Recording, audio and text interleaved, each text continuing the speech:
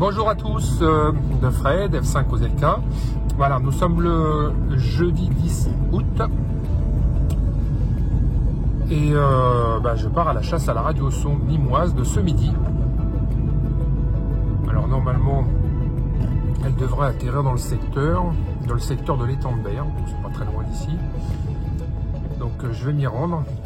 Alors cette fois-ci, je ne suis pas accompagné, je suis seul, mais il est fort probable que je retrouve peut-être un copain, un F4 JIB, là-bas Christophe, sur place, qui envisage aussi de partir en chasse, mais comme c'est un petit peu à la limite de son secteur, il ne sait pas trop s'il va descendre un peu plus dans le sud ou pas.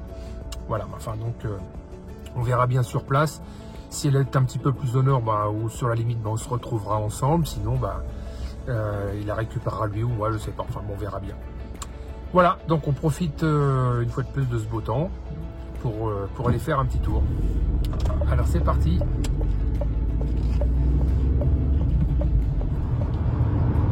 Alors la radio sonde est encore en vol, elle est à 15 000 mètres d'altitude, on l'entend bien. Voilà. Par contre elle descend assez lentement, donc elle risque peut-être de prolonger un petit peu sa trajectoire. On va voir et continuer de suivre ça de plus près. Parce que je ne sais pas ce qui se passe, mais le parachute est vraiment bien ouvert. Parce que la vitesse de descente est de 4 mètres secondes. Et ça revient sur Marseille pour le coup. Alors là, je réceptionne pas mal. L'altitude à 7000 et quelques mètres. Le signal arrive fort.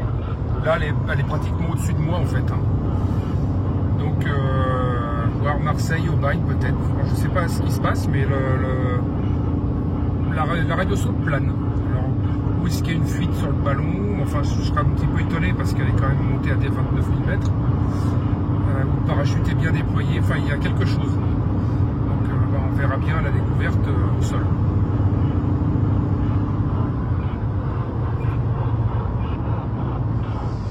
Bon, alors je me suis arrêté proche de la route, parce qu'en fait elle a plané bien plus long que prévu. Alors je me trouve à la Peine-sur-Yvonne. J'attends, finalement c'est Loïc qui va se joindre à moi. Pour Christophe, JB ça lui fait trop loin, donc il a rebroussé chemin. Et finalement Loïc qui est pas très loin, il va se joindre à moi. Là il va pas tarder à arriver, là 10 minutes à l'autre. Bon, alors en attendant, ce que j'ai fait, j'ai branché mon équipement. Et je reçois, là elle est à 500 mètres d'altitude. Ouais, elle a plané pratiquement à 2 mètres secondes tout le long. C'est un peu la galère. Donc là, je fais le point d'antenne en direct. Et je vais essayer de là où je suis, finalement, d'attendre son point de chute. Voilà. En carte, la Peine-sur-Yvonne. Bon, je me suis arrêté. Et il y a Loïc qui vient d'arriver, que j'attendais. Enfin, on s'attendait tous les deux, en fait.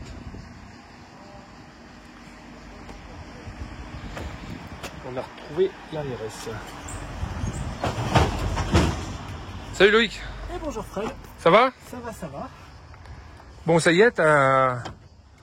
Oh, le merdier que t'as là-dedans, toi. Ouais, encore c'est amélioré depuis la dernière fois. Ah oui, non, mais ça, elle a pas fait la vidéo, mais j'ai amélioré le système, mais il y a encore des petits problèmes d'alimentation. Alors toi, au pied de le parachute, tiens, regarde. Il est juste au pied de la... Au pied de la barrière, là, devant. Il est où le fil? Le fil, regarde au-dessus. On le voit au-dessus. Il passe, tu vois l'espèce de contre-allée, là? Il passe au-dessus, le fil. Et il tombe chez... L'ARS, ça doit être chez Point S. C'est parce que c'est un parachute blanc que ça a dû planer. Parce que ça s'est pas emmêlé. Ah oui, je pense qu'il était bien déployé. Les parachutes blancs, s'ils pensent qu'elles vont atterrir dans un plan d'eau. Et les parachutes coulent si elles vont atterrir. Ah non, ils peuvent pas vraiment eux savoir. D'ailleurs, enfin, ils peuvent pas savoir. Si, ils peuvent savoir comme nous. Une prévision de savoir où ça va atterrir. Mais eux, ça les intéresse pas. Ce qui les intéresse, c'est l'analyse de transmission jusqu'à 15 000 mètres d'altitude. Voilà. Après, ce qui monte et ce qui va redescendre, c'est plus leur problème. Ouais, mais pour éviter de trop polluer, parce que si effectivement ceux-là ils sont hydrosolubles, si ça atterrit dans un plan d'eau, ça laisse moins de plastique dans l'eau que si c'est juste un gros parachute. C'est possible, mais ça reste du plastique quand même. Oui. À mon avis, je pense que c'est plus une question de coût. Je pense que c'est pour ça qu'ils ont mis des parachutes blancs. Parce que le parachute blanc doit coûter certainement moins cher. Ça doit être une autre manufacture qui fait que ils achètent ça en lot. Hein. Et ils ont liquidé les parachutes rouges qui restaient. Moi, je me souviens que le responsable du site de Nîmes m'avait dit, on avait parlé. Il m'avait dit qu'ils épuisaient en fait ce qui leur restait. Mais normalement, il faut savoir que la M20, elle est censée voler sans parachute. Hein. Ils sont pas obligés de le mettre. Hein. Ils ont déjà fait des envois sans parachute. Hein. Mais là, après, ça parce que 36 grammes, alors ils le font quand même par sécurité, parce que c'est vrai que en soi, c'est pas dangereux. Mais si tu roules, admettons, sur l'autoroute et que tu reçois ne serait-ce qu'un poids de 36 grammes sur le pare-brise, c'est surprenant. Et qu'un parachute, tu vois les choses venir quand même. C'est pas tant le poids de 36 grammes, je pense aussi que c'est surtout le bout de plastique qui sert à remplir le ballon. Si ça atterrit sur le pare-brise, ça prend. Aussi peut-être. Écoute, on va aller chez Point S, derrière nous là, puis on va aller récupérer Tu le vois le fil juste au-dessus là, sur l'arbre. Tu le vois pas? Si. C'est le premier truc que j'ai vu en arrivant, moi c'est le fil. Hein. Souvent on s'obstine à chercher un parachute. Et là, en l'occurrence, comme c'est sombre derrière, on voit bien le fil. Voilà, juste, je sais pas si vous le voyez là.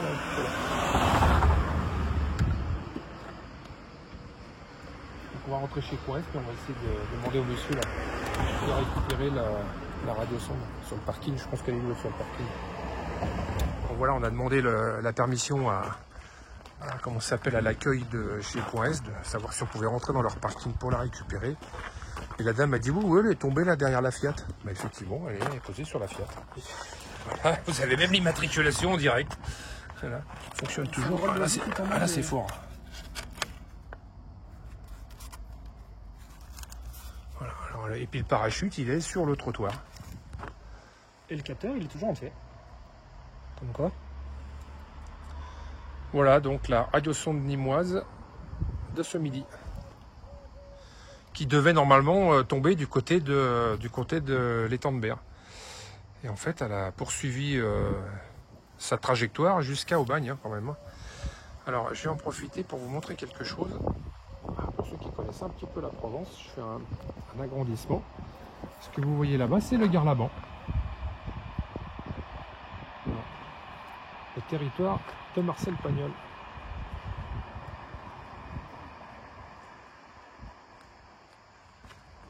Bon, allez, on va récupérer l'autre extrémité, on va dépolluer la chaîne complète. Ouais, on va aller récupérer le parachute.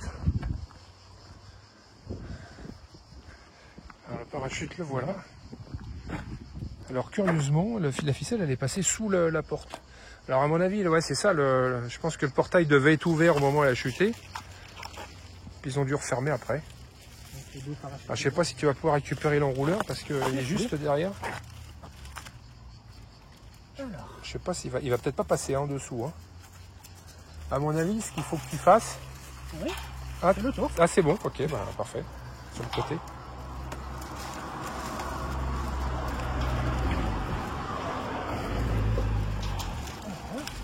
Bon nickel. Hein. Après tu tires la ficelle, elle va venir. Hein. Donc, alors qu'est-ce qui s'est passé? Effectivement. Par contre, il n'y a pas de. Et on sort l'enrouleur. Il n'y a pas l'anneau anti-torche. Non, mais sur les parachutes blancs, il n'y a pas l'anneau anti-torche parce qu'il est stocké à l'intérieur du ballon. Ah oui, exact. Donc, et oui, c'est les nouveaux concepts. Alors effectivement, le ballon est dans le parachute est dans le ballon. Et quand le ballon éclate, il a dû, c'est ça, ouais. Il se déploie. Le filin, il se déploie tout seul. Donc comme les fils, les suspens ne sont pas emmêlés, à mon avis, c'est pour ça qu'il a plané. Il s'est bien ouvert dès le départ. Bon ça y est, la radiosonde nîmoise de ce midi récupérée, avec son parachute qui s'est bien déployé tout seul. Et le ballon qui est bien éclaté. Et c'est ce qui explique, voilà, exactement comme je disais tout à l'heure, pourquoi la trajectoire s'est allongée. Bon, qu'est-ce que tu penses de cette chasse qui était un petit peu inopinée pour toi? Tu étais prévenu un peu à la dernière minute? Dernier moment, au départ, c'était pour la phare et pour d'autres, mais... Et oui, c'était JIB Christophe qui devait se joindre à nous, puis finalement, c'est ce que je disais, ça lisait trop loin, donc ça je t'ai demandé si ça t'intéressait de venir, parce que comme tu es aussi souvent dans le coin, autant le faire en équipe. Sous ce beau soleil, on en profite. Voilà, en tout cas, merci de nous avoir suivis sur cette chasse. Et puis on vous dit à la prochaine fois. Allez, Salut à tous, ciao. ciao.